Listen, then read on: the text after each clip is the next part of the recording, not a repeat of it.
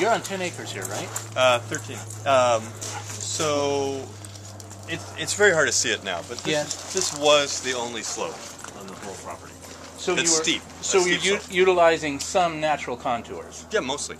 Okay. So this was, it had a slope and it had a north slope.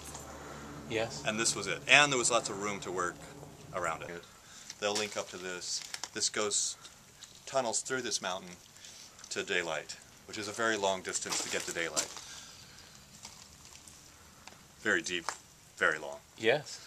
That was a day of just digging, to get the water to leave. Because it's just gravity flow. Yeah. Gotta be gravity. Yeah. Hopefully you won't see much of this. So I'm hoping now, you don't see any of it. how are you going to control surface water out here? The water will roll down and hit these drains. And they can... And go out. And it's very echoey. But it should have volume. The airlock should. Why? So it needs to be this size. But why does it need volume? Pardon? Why does it need volume? Just to stabilize that air. The bigger this is... Oh, that's a good point. Sure. He's good. And now this is the footprint. This is it. It's only, so this is... Isn't it amazing the amount of excavation, the earth that you have to move and displace just to get this? Yeah. So this is basically 300 and that's basically 30 feet. So this is basically 300 square feet. Behind these is rebar, and it's probably 10 by 10 inch thick. And there's repeated, ridiculous quantity. Not a ridiculous quantity, a necessary quantity. But it's not what I've ever seen. To counter the force of the hydrostatic pressure bearing on these walls. Bearing on these walls. It's huge. See, that's what the structural engineer and the geotechnical have to tell him the expected PSI. And you have to build to the worst condition. I think it's 4,000 square foot, pounds per square inch. Which I can't comprehend that. So, what did they do in the old days? You know, I've had this question many times. Well, if you look at them in Europe, a lot of times they were dug out of mountains. Yeah, out of stone, probably. And then they would use this. They would use the basic arch, and they put block up to retain just in case. Or they were hewn out of sandstone. So it had to be something strong. I mean, you couldn't You couldn't do this in your backyard. We'll put a little bit of rebar and we'll mix up a few bags of concrete. No. I mean, this concrete's been tested every pour. Right. It passes. Yeah, it takes engineering. 4,000 pound pressure in 7 days or something. Yeah. But it's kind of cool. So now, at least now you can see the shape of the roof. So that the roof will have this nice barrel vault. So partly for structure, so that it'll hold up, and partly so that the air circulates, so that there's no dead corners. Right. So the barrel vault will make the air move? Yes. Why? Because it'll fall off. As the temperature rises, it'll fall off, and then it can just keep coming back. Now, are you going to have climate control systems in here? If I need a climate control, then I've failed miserably. There's an air duct that comes in and an exit. This is engineered to be passive. It better be passive. There's the potential to put a mechanical inline fan.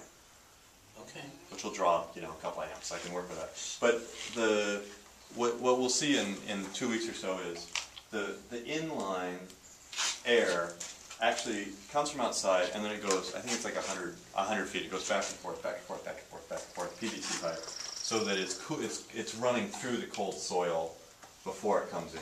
Yes. So that's how it's going to cool. Yeah. The whole point of this is that passive system. And it better last forever with a little $50 fan and nothing else. I hope. And I think the cows are coming down. Well, I want one for cheese, one for dry storage, and for wine, which have different needs. Byron, and for the end of time.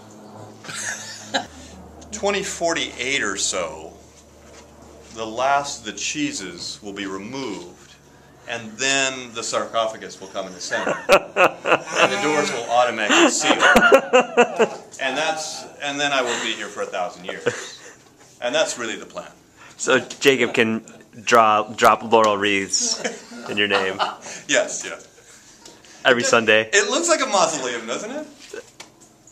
So, do you think I'm too grand and grandiose and pompous? No? No. It doesn't show, does it?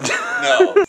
It'll be aged a year, so I'll sell it after a year. So it'll be on an annual rotation? Right. So it'll take me a year to fill it, and then, so I won't sell anything for the first year, and then On day 366, I'll start selling the first cheeses, and it'll just hopefully. But I don't have enough cows even to fill this yet.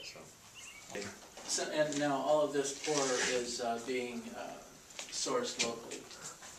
Vachon sand and gravel. The concrete all cuts for the island.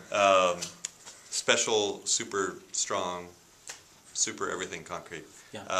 I have good news about this concrete here. The aggregate is non-reactive.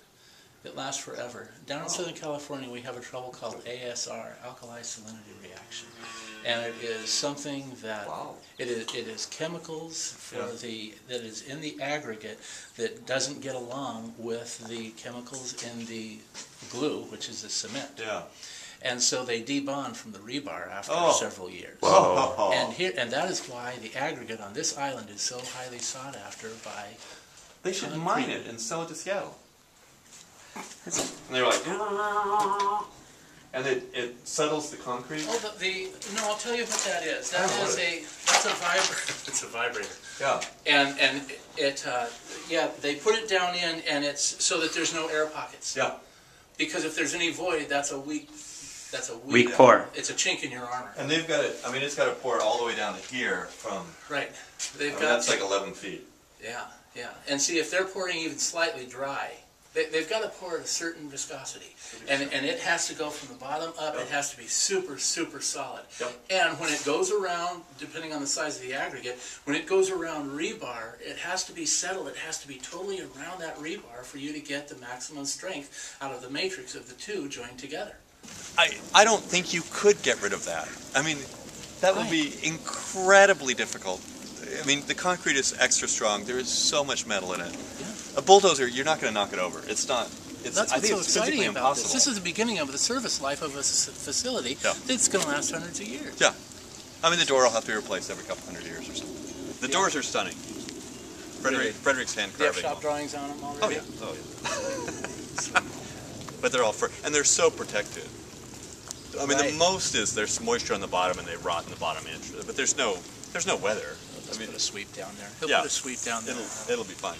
And he'll isolate it so that the water won't crawl up the sweep and through capillary action rot out the bottom of the door. He's way too smart for that. He's way too smart for that, yeah.